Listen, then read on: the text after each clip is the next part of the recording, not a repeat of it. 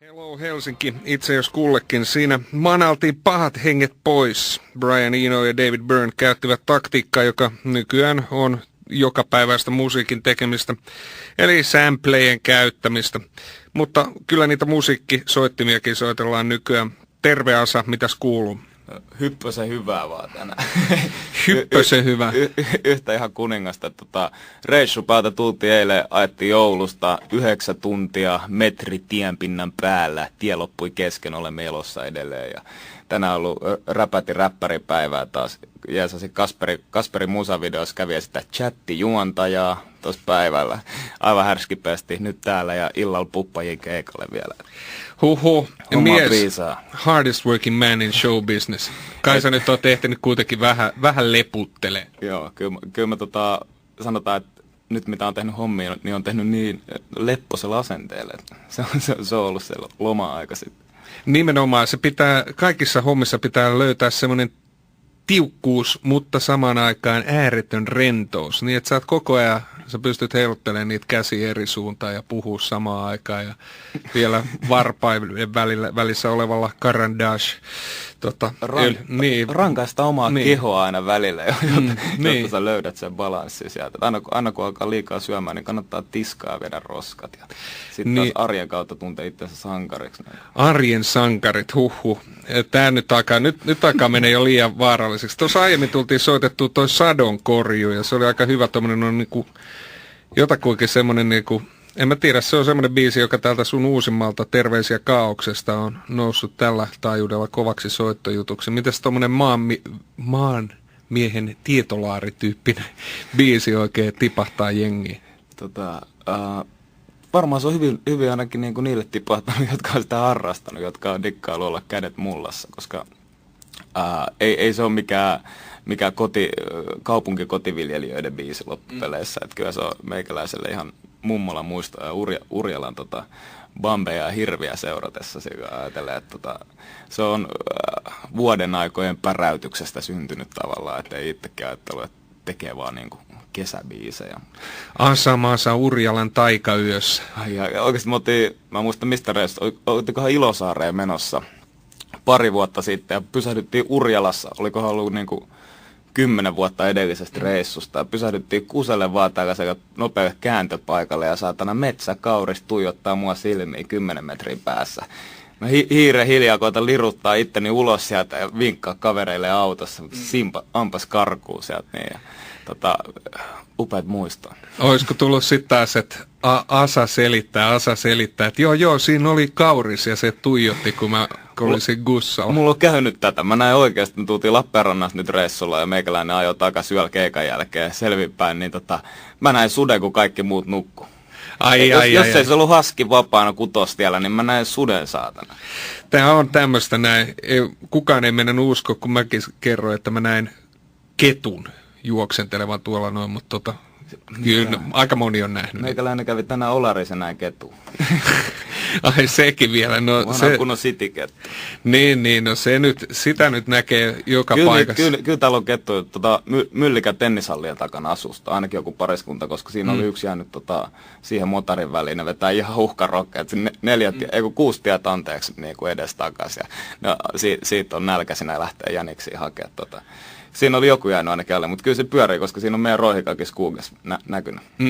Niin, teikäläinen varmaan käy siellä Marjaniemessä tuijottelemassa niitä peltoja vai plantaaseja? Ei, Marjaniemessä oikeastaan tulee hengattua ainoastaan siellä uimarannalla, että se on ollut semmoinen, niin kuin mistä pienet perheet Roihikasta mennyt sinne. Ja se on kyllä yksi oikein rasavilli ja kokoontumispaikka.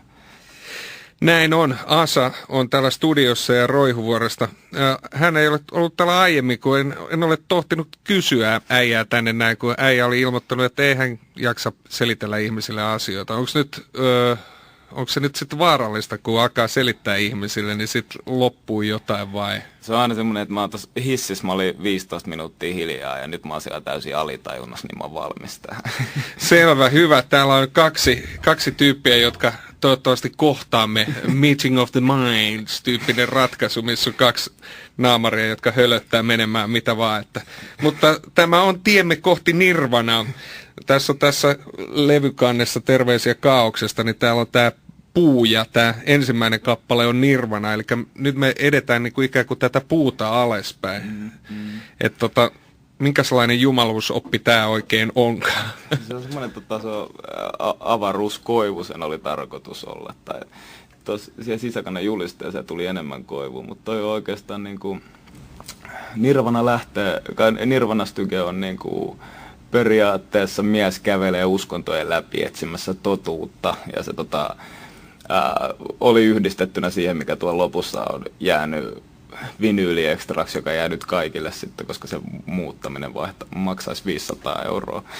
Ja sen takia se on vielä kaikista muissakin painoksissa Nirvana osa 2 siellä lopussa, mikä selventää ehkä sitä, mutta siellä protestoidaan pois. No niin, mutta nyt annetaan ihan hetki Nirvanaa. Ainoastaan minuuttia 50 sekuntia, rakkaat kuulijat. Hello Helsingissä. Me panostamme laatuaikaa. Helsinki Shieldhouse. Nirvana, se siellä hurisee, vaan älkää peljätkö. Ja Asa on studiossa ja mies tuli Oulusta. Minkälaista on siellä Oulun tienoilla? Oulu, kaupunki 500 kilometriä pohjoisempana Helsinkiä. Se on siellä on Suomen paras räppiyleisö. Et siellä Oulussa siellä sanotaan, että se on aika sopivan kokoinen semmoisen nuorisen kokoutumispaikaksi. Siellä on keikoilla ollut niinku eri ikäistä. Nytkin oli tuommoista rastapäätä lähempään 30 ja sitten oli taas ihan niinku 18-vuotiaasta. Ja sitten se kyllä on niinku helppo paikka vetää keikkaa jotenkin. Eli jengi kunnioittaa, että nyt siellä, Asa mä tulee. veikkaan, että siellä ei ole niin paljon sitä räppiä muuten tungeta sillä. Että siellä on muuten niin paljon niinku perusmeininkiä ja täällä semmonen niinku jenkkiräppi haippaus, että jotain Joel Santanaa jengi sanoo neroksi tänä päivän täällä ja muuta, niin kyllähän se menee överiksi. Tai just vittu Justin Timberlake. Se mua on vituttanut lähiaikoina. Se on sitä design-musiikkia. Ja jos se musiikki on nyt tuskasta, niin mitä se antaa? En mä halua mitään tapetta, en mä halua mummon tapetit. Mutta se on, kato, Disney Channelilla koulittu. Kelakkaa just se, että niinku, räppärit on unohtanut NSYNC ja Mickey Mouse Club ja näin. Ja yleensä räppäri on se kaikista vaikea, jotka niinku pienimmästäkin asiasta ne kuittaa, että sä oot ollut balettipuus 9-vuotiaan. Tää on vittu NSYNCistä vittu. Niin. Ja mä kunnioitan Timbalandia sillä loppuun asti. Timbaland ja Timberlake, siinä on niin iso järvi välissä. Mites se Timbaland? No se vaan tekee hilloa. Joo, kyllä niitä pitää kuulla, että kyllä se on vienyt eteenpäin soundia paljon. Mites tuossa tuli mieleen, että teikäläistä kun kuuntelee, niin aika paljon on samanlaista melodiaa välillä noissa räpeissä kuin Jay-Zillä. Joo, oon mä kuunnellut Jay-Zitä. En mä myönnä, että mä oon alkanut suomentamaan. Mä oon päässyt suomentamisesta ainakin, sanotaan näin. Että se on yksi räpi-ongelma, että kuulee paljon riimejä, mitkä on jo kuullut Amerikassa. Ja sama regeissä Suomessa myös. Mutta Jay-Z, niin itse asiassa kyllä mä niinku ihan miestä arvostan. Jopa tuossa repussa CDR:llä uudelta levyltä muutama biisi kuuntelussa juuri. Ja Uka sanoi autossa, että kattokaa Masaa, kun se meni kyykkyyn, kun Jay-Z aloitti taas. Ne pani uuden levy, niin mä oon keskipaikalla, meni sillä kun nuori sälli siihen väliin ja kuunteli kyllä sanalta. Kyllä se on vähän parantunut taas ja vähän se on vähän liian rakastunut ehkä.